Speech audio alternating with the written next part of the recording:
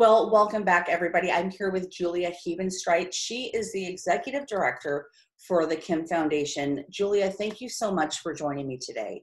Yeah, thanks for having us, Andy. We always enjoy doing this each year. Yeah. So let's talk. Yeah, let's just give us a little history about the Kim Foundation, what it is, who it serves. Yeah, absolutely. So we are a family foundation based here in the Omaha metro area, but we do work throughout the state of Nebraska. We focus on mental health awareness and suicide prevention, and really doing a lot of education and just empowering people to educate themselves around these topics, because it's something that we haven't done necessarily as a community in the past, and just really teaching people how to have that conversation, where to connect for help. We also are a funder. Our history comes from the Courtnidge family, who are the former owners of CNA Industries.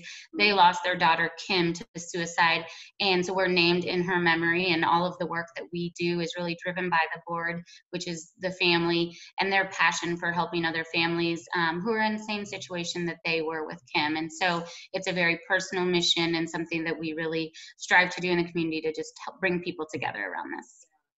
And as we've mentioned before the interview, is we're talking about September is Suicide Prevention Month, and really looking at providing just additional resources, or just it's important to shine a light on this. And so what are you doing, and what are your thoughts on that? Yeah, absolutely. We focus on it all year long. And so we really love that the community can come together in the month of September and just, like you said, shine a light on this important topic, because it's something that unfortunately we're seeing too often. We continue to hear nationally that suicide deaths are going up because of the pandemic, and that may be true. We don't have national data. However, we do track the local data, and our overall suicide deaths are actually down compared to where we were at this point last year. But unfortunately, our youth suicide deaths are much higher than where we were last year. And we hate to put just numbers to death, because behind every one of those is a person and a brother and a sister and a son and daughter. So we really feel this September more than ever it's important as a community to come together around suicide prevention, and just we encourage people to empower themselves, to learn the warning signs.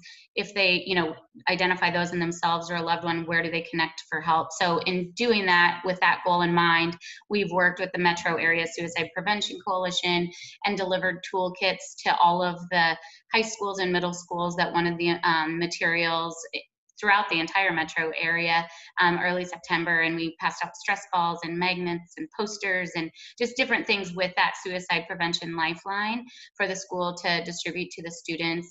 And then we also, with many key partners in the community, have relaunched our suicide prevention awareness campaign, and it's now called More Tomorrows. And it's really focused on hope, help, and healing. And it was important for us to launch that in September for Suicide Prevention Month. And so we have Region 6 Behavioral Healthcare, Sherwood Foundation, First National Bank, FNBO, and several other key community partners that have come together and made this possible for us. And so we're really excited about the energy behind the campaign. And you can check out the campaign at moretomorrowsne.org. Well, and talking about hope, healing, that is the name of your event that you have coming up. And is this, 7, 8 years? 6? Yeah, 9, because the first year was kind of like, let's just do this. Okay, all right. I knew. Yeah. This is an event that's happened year after year, and you've had some pretty incredible speakers come. I think that Muriel Hemingway was one of them. I was looking at the list. Patrick Kennedy was another big one that we had. Yeah. So this event coming up in October really, first of all, again, shines a light on what your organization is all about. And also, it raises funds for the organization. With COVID-19, you're doing something a little different. So talk about that, and let's get people buying tickets. Yeah, absolutely. You know, just like everyone, you just kind of have to adapt and evolve what you're doing to meet the needs, the current needs of the community. And so we felt it was best in everyone's safety, including, you know, our own and health and safety, just to move to a virtual event this year. And so it will be on October 20th from 11:45 to 1 o'clock. And we still are having our same keynote speaker. So Scarlett Lewis, who lost her son Jesse in the Sandy Hook tragedy. He was 6 years old in the first grade classroom. And, you know, she tells us a very powerful story, obviously, of her grief, but turning that grief into something positive and focusing on social emotional learning within schools so that we intervene earlier, teaching youth how to cope and work through these emotions. So, you know, if we can intervene earlier, hopefully long term we have better results. And then her other surviving son, JT Lewis, he focuses a lot on youth advocacy for youth who've been through traumatic events. And so he's going to do a guest appearance with his mom. So we're really excited about that. They've never presented together, actually. So we'll be the first. Yeah, which is interesting. Yeah, they do it separately, but and then we've partnered with DoorDash to for the food delivery component so that people can host watch parties in their office if they're working, you know, in the office or at home if that's where they are. And so we just want to meet everyone where they are, still bringing the community together around mental health awareness and promotion and just spreading that message. You know, I think it's important that we realize as a community, all of us can do something to help someone else, and all of us have some, you know, mental health. We may have some really good days, some really bad days. We're working toward mental wellness. It's an ongoing journey. And so just normalizing that for people and bringing them together around this event is always our goal for the year. Yeah. So how can people buy tickets? Yes, you can go to our website, thekimfoundation.org, and register there. We also have a few different sponsor packages still available, and we'll be delivering watch party boxes to all the watch parties that will have some foundation swag and information for people. And then again, obviously the meals through DoorDash. And so if you go to the website, thekimfoundation.org, and you can get registered today, and the luncheon is October 20th. Okay. And, you know, how can people connect with you?